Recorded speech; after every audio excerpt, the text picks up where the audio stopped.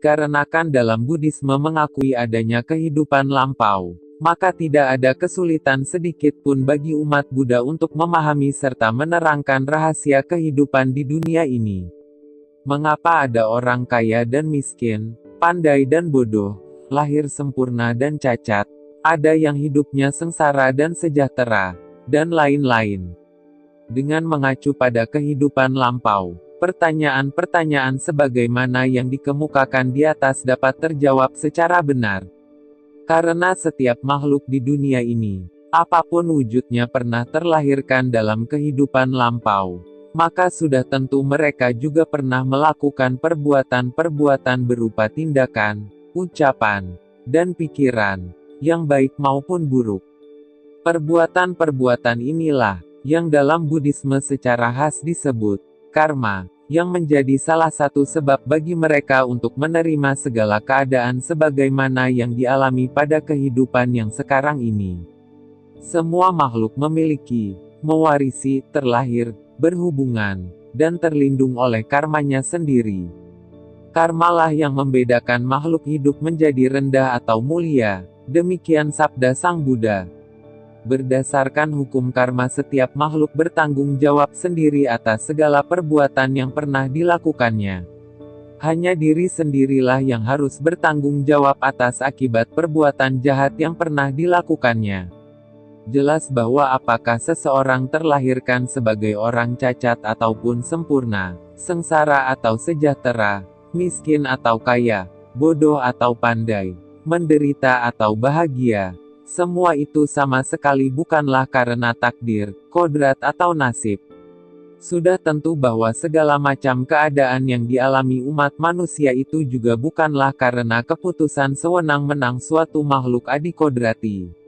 Mereka yang mempunyai mata bisa melihat pemandangan yang mengenaskan. Mengapa makhluk adikodrati tidak menciptakan kehidupan dengan benar? Jika kemahakuasaannya yang nirbatas bisa menahan, mengapa dia begitu enggan mengulurkan berkah, anugerah? Mengapa semua makhluk ciptaannya banyak yang terkutuk dalam penderitaan? Mengapa dia tidak melimpahkan mereka dengan kebahagiaan secara merata? Mengapa penipuan dan kebohongan masih merajalela? Albert Einstein berkomentar, jika makhluk adikodrati itu maha kuasa, maka setiap kejadian termasuk tindakan, pikiran, perasaan dan gagasan umat manusia juga merupakan karyanya. Lalu bagaimana mungkin umat manusia bertanggung jawab atas tindakan dan pemikirannya dihadapkan makhluk adikodrati seperti itu? Sebagaimana yang telah dibicarakan secara ringkas di awal, jelas bahwa menurut Buddhisme, karmalah yang menjadi salah satu sebab adanya berbagai macam perbedaan keadaan kehidupan umat manusia. Dalam Kula Kamavibhanga Sutta, Majjhima Nikaya, Sutta Pitaka, dapat dijumpai suatu ulasan yang terperinci tentang sebab itu. Atas pertanyaan pemuda Subha, Sang Buddha bersabda, "Duhai pemuda, seorang laki-laki atau perempuan yang membunuh makhluk hidup, bersifat kejam, tangannya penuh dengan darah, suka membantai atau tidak berwelas asih terhadap makhluk hidup, setelah kematiannya, ia niscaya akan terlahirkan kembali dalam alam kemerosotan, alam kesengsaraan, alam kejatuhan, atau alam neraka karena karma yang diperbuatnya itu.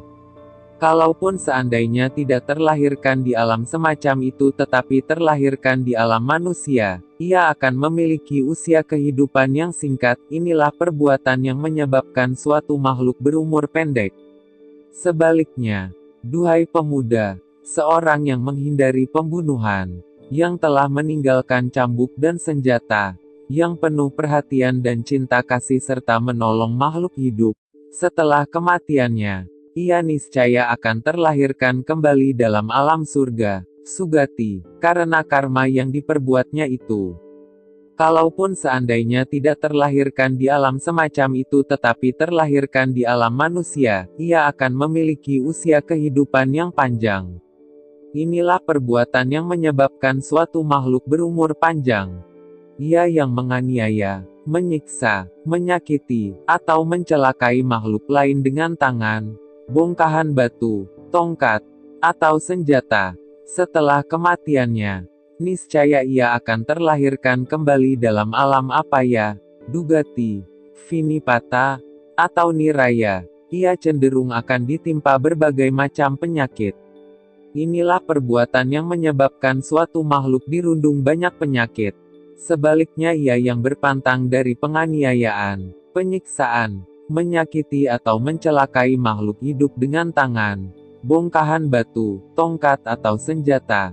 Setelah kematiannya, niscaya ia akan terlahirkan dalam alam surga. Ia tidak akan ditimpa banyak penyakit. Inilah perbuatan yang menyebabkan suatu makhluk tidak dirundung banyak penyakit. Ia yang bersifat pemarah, pendendam, mudah tersinggung oleh ucapan yang sepele, beritikat jahat, bengis, murka, dan gusar. Setelah kematiannya ia akan terlahirkan kembali dalam apaya, dugati, vinipata, atau niraya. Ia akan bertubuh dan berwajah buruk. Inilah perbuatan yang menyebabkan suatu makhluk mempunyai wajah dan perawakan yang buruk. Sebaliknya, ia yang tidak bersifat pemarah dan pendendam, tidak mudah tersinggung oleh ucapan yang sepele, tidak beritikat jahat, tidak bengis, tidak murka, tidak gusar. Setelah kematiannya, ia akan terlahirkan kembali di alam surga. Ia akan mempunyai tubuh dan wajah yang menarik.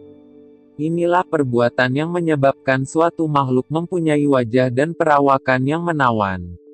Ia yang cemburu, iri hati terhadap keuntungan, martabat, kehormatan, ketenaran, sanjungan, dan persembahan yang diperoleh orang lain.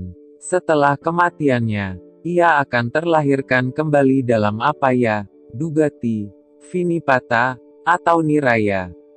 Ia tentu akan menjadi orang yang tidak berpengaruh dan berwibawa.